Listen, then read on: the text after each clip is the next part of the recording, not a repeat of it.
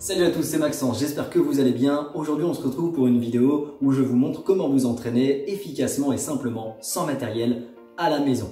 En cette période de confinement, je pense que ça peut en aider plus d'un. Vous êtes nombreux à me le demander sur les réseaux sociaux, je passe mes journées à ça en ce moment, à échanger avec vous sur des conseils, des astuces et également des programmes adaptés à chacun. Et donc je pense que c'était une bonne chose de tout rassembler, d'en faire une vidéo pour en faire profiter encore plus de monde.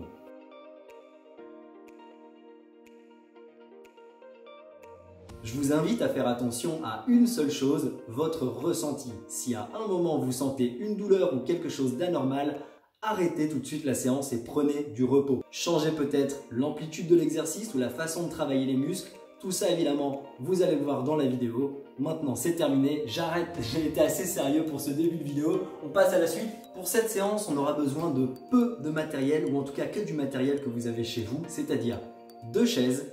Si vous n'avez qu'une seule chaise, par exemple vous êtes dans un tout petit appartement, essayez de trouver 2 meubles ou alors une chaise et un meuble à la même hauteur. Si vous n'avez pas ça, essayez de vous arranger quelque chose. Vous pouvez par exemple rajouter des livres, par exemple un livre sur la bourse. De toute façon, tous les cours en ce moment s'effondrent. Ensuite, on aura besoin d'une barre de traction. Pour ceux qui n'ont pas de barre de traction, un manche à balai, un râteau ou n'importe quoi qui puisse faire l'affaire fera l'affaire. Cette phrase n'a aucun sens. Et ensuite, un mur. Si vous n'avez pas de mur, je vous mettrai un lien pour en acheter un dans la description. Et le plus important, une bouteille d'eau. Oui, c'est une gourde, je sais. Une gourde d'eau. La vidéo va se décomposer en 4 parties. La première partie, j'ai raté mon doigt comme ça. La première partie où je vous expliquerai la séance. La deuxième partie, je vous expliquerai comment progresser. Dans la troisième, je vous expliquerai comment travailler différemment chacun de vos muscles en fonction de vos objectifs. Et la quatrième partie, je vous expliquerai toutes les règles de sécurité qu'il faut adopter au maximum pour éviter toute blessure. On va en fait travailler sous forme de circuits. Et j'ai décomposé ces circuits en 3 grandes familles de muscles. J'ai par exemple regroupé les muscles du haut du corps, les abdos et enfin les jambes. La première boucle, elle est très simple. On va d'abord commencer par les dips. Je vous ai mis le choix entre 2 exercices pour effectuer les dips en fonction de votre niveau de force. Ensuite, on va faire les pompes avec les mains surélevées, les pompes avec les pieds surélevés, les tractions et enfin l'exercice des triceps. Et enfin l'exercice des triceps sur le mur. Entre chaque exercice, vous allez prendre 30 secondes de repos. Vous allez répéter cette boucle 4 fois et à la fin, vous prendrez 2 minutes de repos. On enchaîne avec la deuxième boucle. La deuxième boucle, ça va être très simple. On va travailler les abdos avec des exercices connus. On va donc d'abord commencer par les abdos classiques, les abdos latéraux 2.0, les 2 jambes, les abdos chelous, les abdos en appui et enfin 1 minute de gainage. Alors oui, je ne vais pas vous embêter avec le vrai nom de chaque exercice, déjà parce qu'ils sont compliqués et de 2, c'est tellement plus drôle de se faire comprendre avec des noms un peu bizarres. Tant que vous me comprenez, je pense que c'est le principal. Si vous voulez connaître les vrais noms de chaque exercice, n'hésitez pas à aller googler ça. Googler, c'est vraiment un vrai verbe, googler. Attention à votre dos pendant le gainage. On va enfin pouvoir passer à la 3e boucle.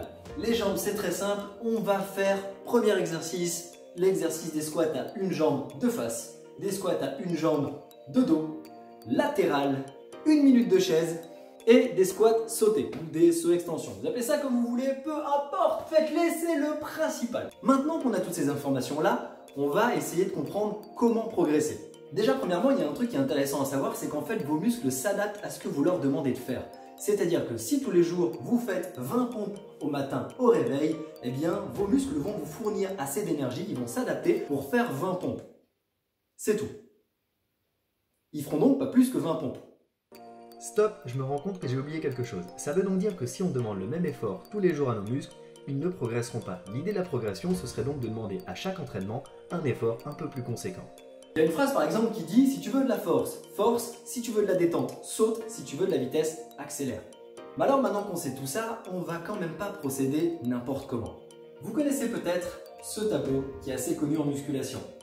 On y voit par exemple qu'il y a 3 grands objectifs. La recherche de la force, la recherche du volume musculaire et également la recherche de l'endurance musculaire. On y voit par exemple que si vous voulez prendre de la force, il va falloir faire entre à peu près 2 et 5 répétitions. Si vous voulez prendre du volume musculaire, il va falloir faire environ entre 5 et 12 répétitions. Et si vous voulez de l'endurance musculaire, il va falloir faire plus de 12 répétitions. 2, 3, yes, j'ai pris en force, merci! Mais non, ça marche pas aussi facilement que ça en fait. Non, en fait ça veut dire que si vous voulez prendre en force, il va falloir faire en sorte que l'exercice soit suffisamment difficile pour que vous ayez du mal à faire plus de 5 répétitions ou 12 répétitions si vous cherchez le volume musculaire, etc. Vous avez compris le principe. Alors comment on fait quand on est à la maison au poids du corps? Parce que quand on est en salle, c'est assez facile. Si l'exercice est trop simple, on rajoute du poids. Mais à la maison, c'est beaucoup plus complexe, vous allez me dire. Et pour ça, je vous donne 4 techniques pour augmenter la difficulté de chaque exercice. La première technique que je vous donne, c'est de travailler sur les amplitudes. Plus le mouvement sera ample et profond, plus l'exercice sera difficile.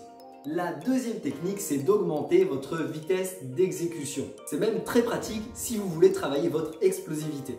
Il vous suffit, pendant la phase montante de votre mouvement, de donner tout ce que vous avez en expirant tout l'air que vous avez dans votre poumon. Dans votre poumon? Dans votre poumon? Il y a peut-être des gens qui n'ont qu'un seul poumon, je sais pas. Dans vos poumons. La troisième technique, c'est de changer l'angle des exercices. Par exemple, pour l'exercice des pompes mains surélevées, vous pouvez diminuer la hauteur du support à laquelle se trouvent vos mains. Pour l'exercice des pompes pieds surélevés, vous pouvez augmenter la hauteur à laquelle se trouvent vos pieds. Il y a plein de façons de changer l'angle pour augmenter la difficulté des exercices. Encore une fois, ce n'est pas le but de la vidéo de tous les énumérer, mais si vous voulez aller plus loin, alors n'hésitez pas à googler ça. Oui, c'est un verbe qui se dit « je viens d'aller vérifier sur Google ». Et enfin, la dernière technique, et non des moindres, le travail excentrique. Le travail excentrique, c'est le fait de forcer sur un muscle pendant qu'il s'allonge, à l'inverse du travail concentrique où le muscle se raccourcit. Essayez de mettre l'accent sur la descente en ralentissant la vitesse d'exécution de votre mouvement et je vous assure que l'exercice sera beaucoup plus difficile. C'est une technique très efficace pour renforcer les muscles et aussi les tendons. Ça lutte d'ailleurs contre certaines tendinopathies. Maintenant qu'on a vu ces 4 techniques, je vais vous donner quelques conseils personnels. Si vous êtes débutant, je vous conseille de commencer par environ 10 répétitions. Comme ça, l'exercice ne sera pas trop difficile et vous pourrez vous concentrer sur la bonne exécution du mouvement. Et puis ce nombre de répétitions correspond généralement à tout le monde. Encore une fois, faites-le selon votre ressenti. Pour les abdos, en tout cas le premier exercice que je vous ai donné dans la boucle tout à l'heure, je vous conseille de faire un peu plus de répétitions. 20 répétitions semble être un bon chiffre pour la majorité des gens. Comme ça vous permettra de travailler un peu plus en explosivité et également en endurance, les abdos étant un muscle qui est très souvent sollicité. Concernant la fréquence d'entraînement, je vous conseille, si vous débutez surtout, de faire cette séance 2 fois par semaine. Si vous êtes déjà sportif, vous pouvez la faire 3 fois par semaine, par exemple le lundi, le mercredi et le vendredi.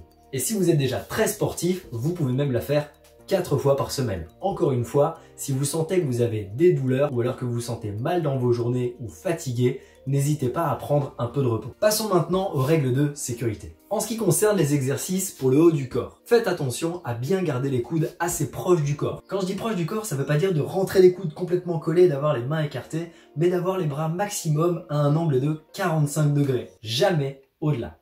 Pour les exercices concernant les abdos, pensez à rentrer votre ventre lorsque vous exécutez les mouvements.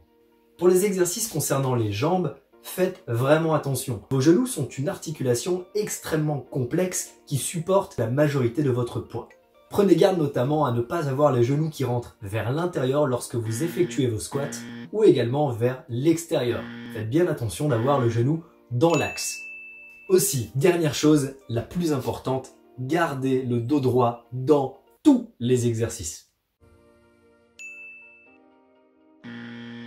Ah oui, au fait, si vous voulez aller plus loin, je vous conseille de vous procurer la méthode Lafay. C'est la méthode qui m'a permis à moi d'avoir un physique adéquat pour commencer le freerun. La première année, j'ai pris 17 kilos. Là, quand vous me voyez, vous me demandez, mais où est-ce que tu les as foutus tes 17 kilos? Vous imaginez à quel point j'étais maigre.